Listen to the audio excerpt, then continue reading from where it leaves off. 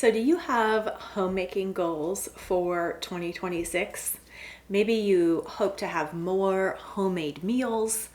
You would like to keep your house cleaner than it has been. You would like to offer hospitality more often.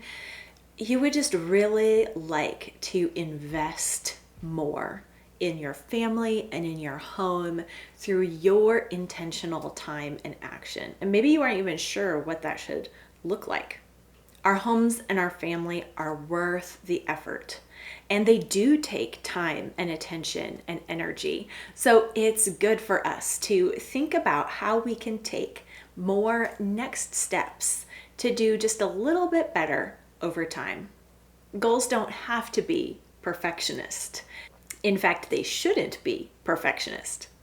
So today I have 3 thoughts for you as you are wrapping presents or cleaning up after Christmas, as you are contemplating 2026 and whether or not you should make goals, especially homemaking goals. There are 3 things that you can do to make sure that those goals or improvements that you want to make for the next year are the right ones, where you're prioritizing the right things and then going about it in a way that makes sense.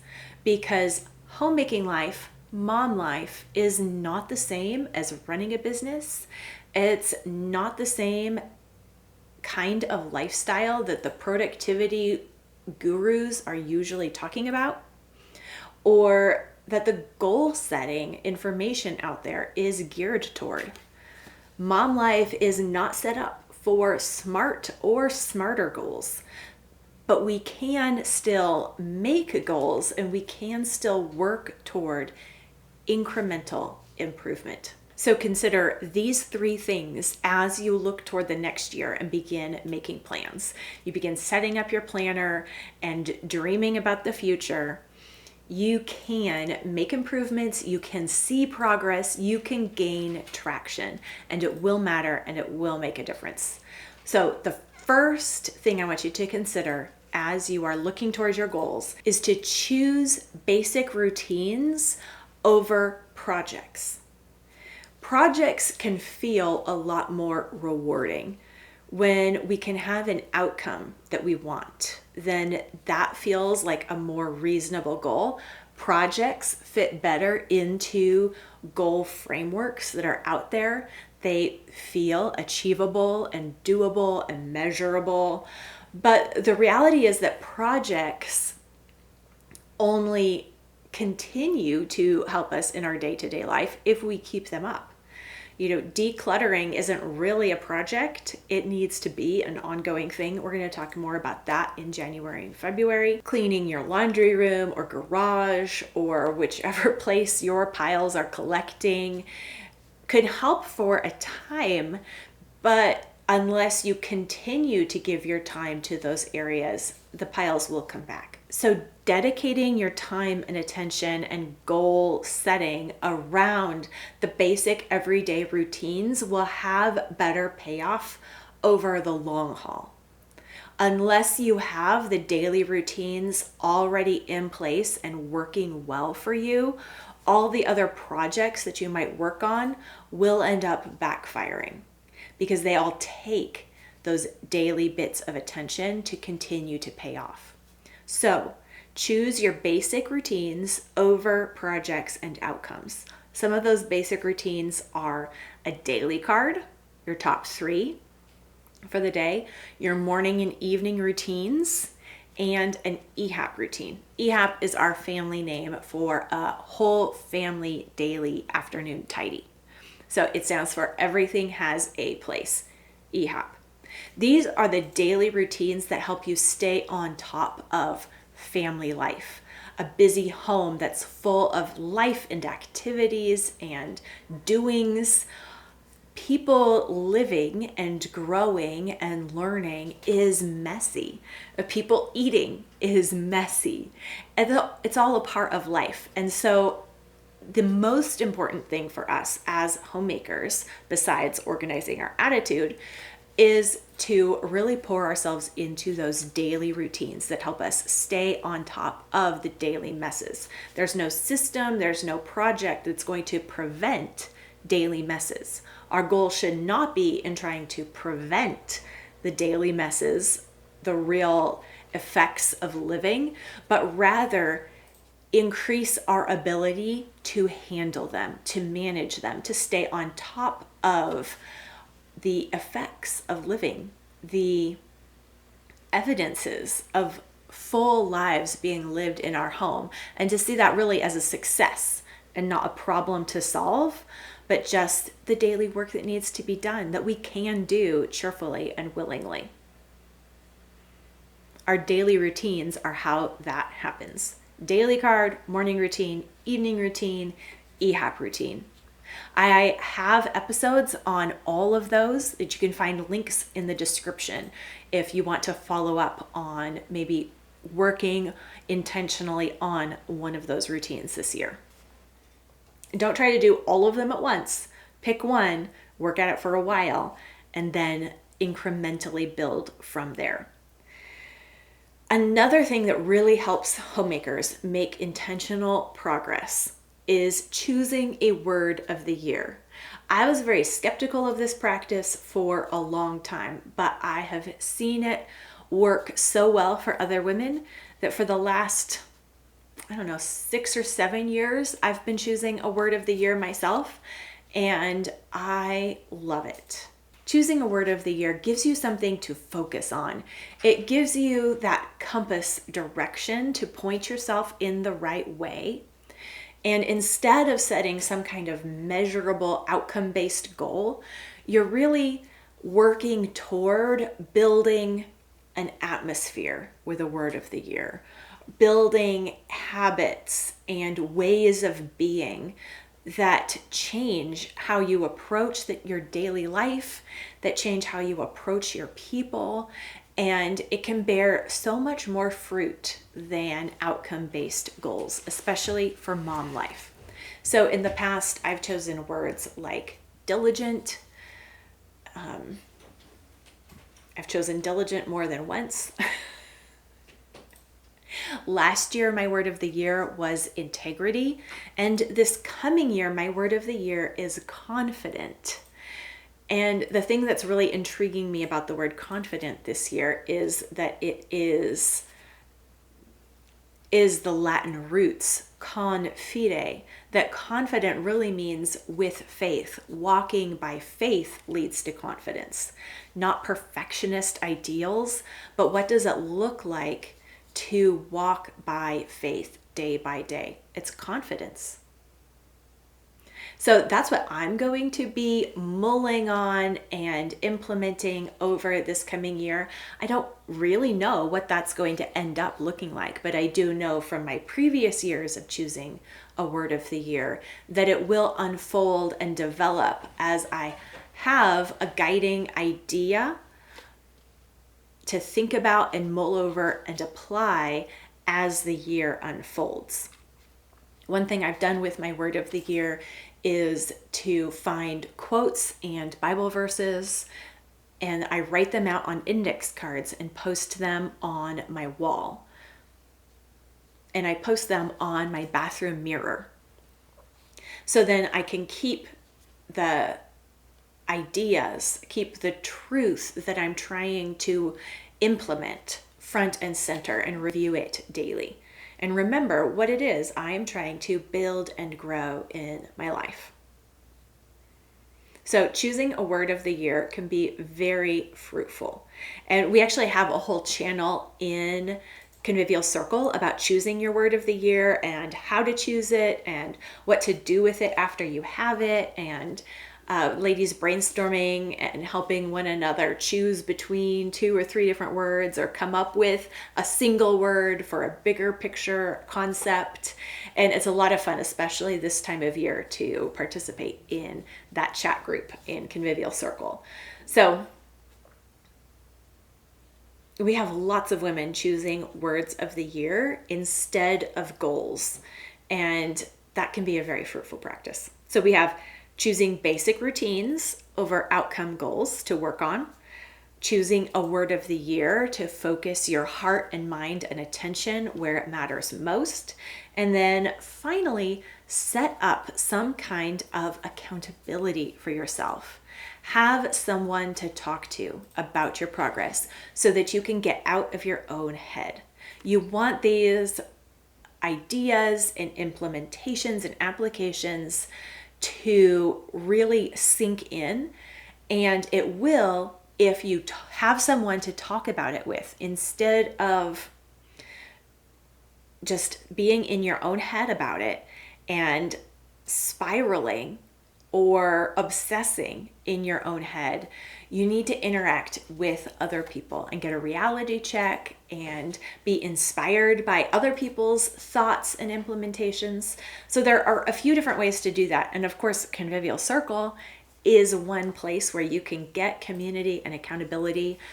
Hundreds of women just brainstorming and sharing what they're doing and how they're learning, and helping one another think through things, and doing accountability with our stand-up groups. A stand-up group is an idea that I got from business productivity stuff. My husband's company does weekly stand-up groups.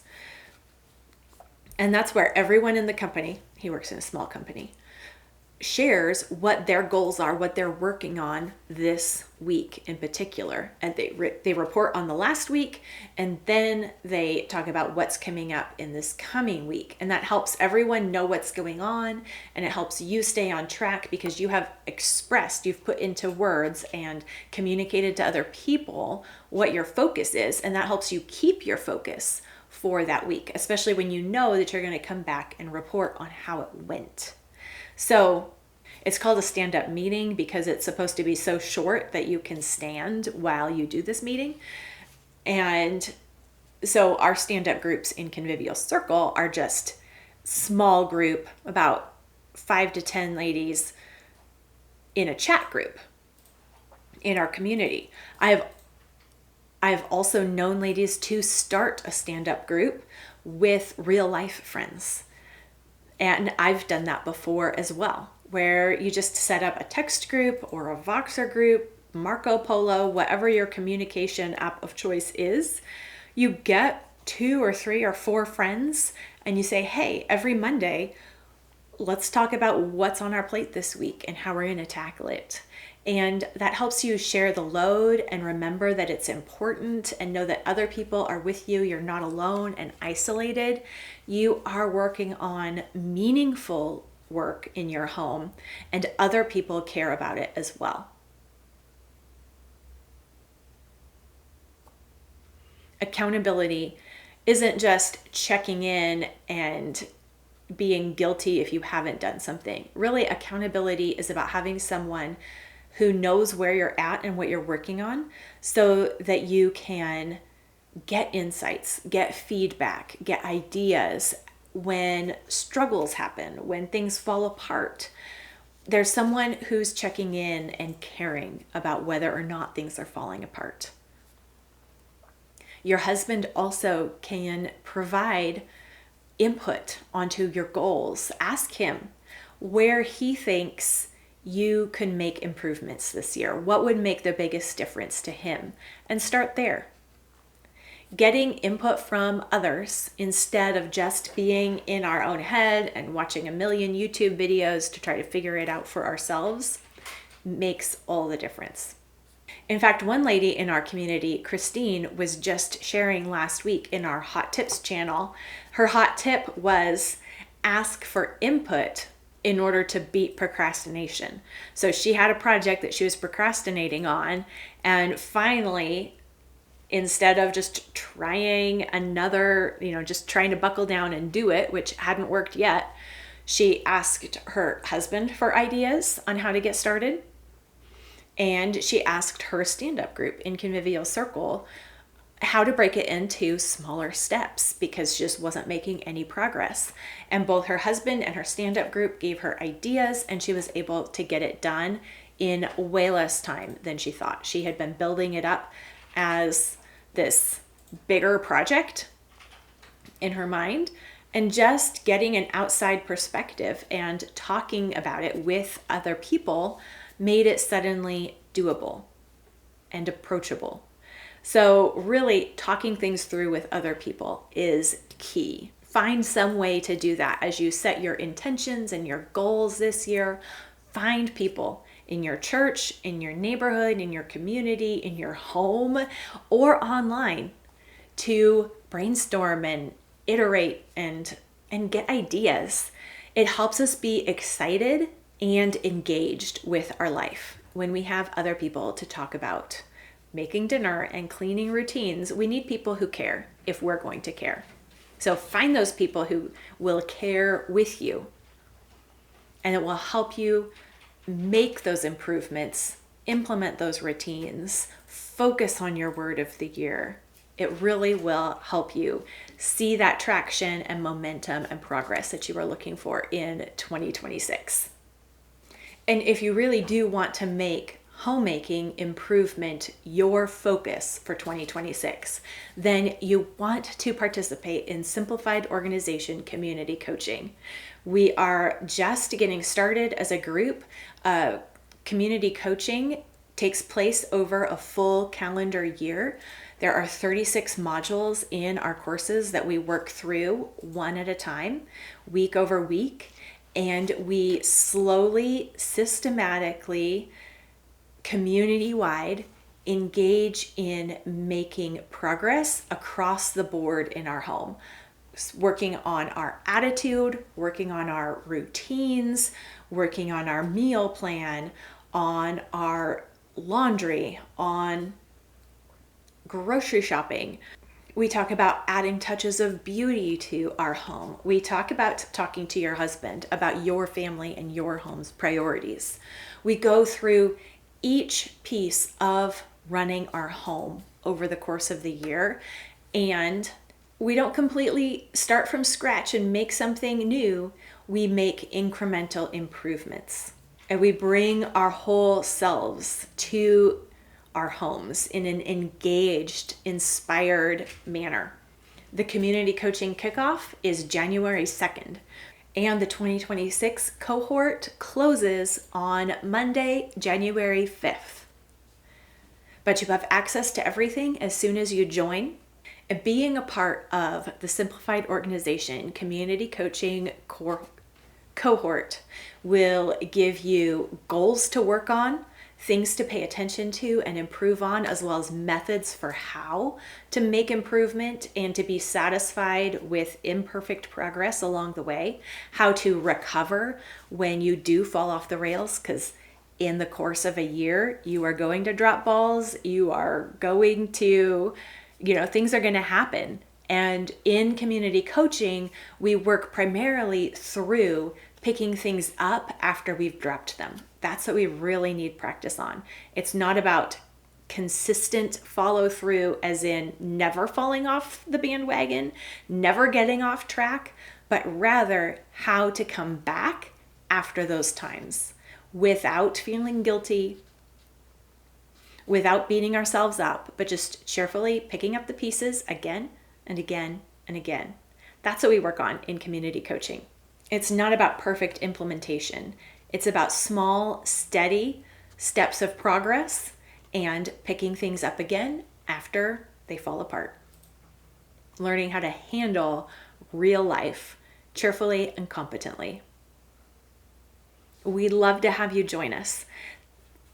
This group is included in your Convivial Circle membership. It does not cost extra, but we do have a limited enrollment time to participate in the cohort so that this group can get to know one another and then continue together to make engaged progress in their homes. So join now to be a part of the 2026 Simplified Organization Community Coaching cohort.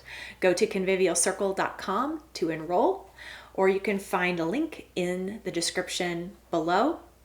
And feel free to ask any questions you might have in the comments, or share what your goals are this year. I would love to hear what you want to work on in 2026, and maybe I'll make episodes on that this coming year. So let me know what you're working on in 2026.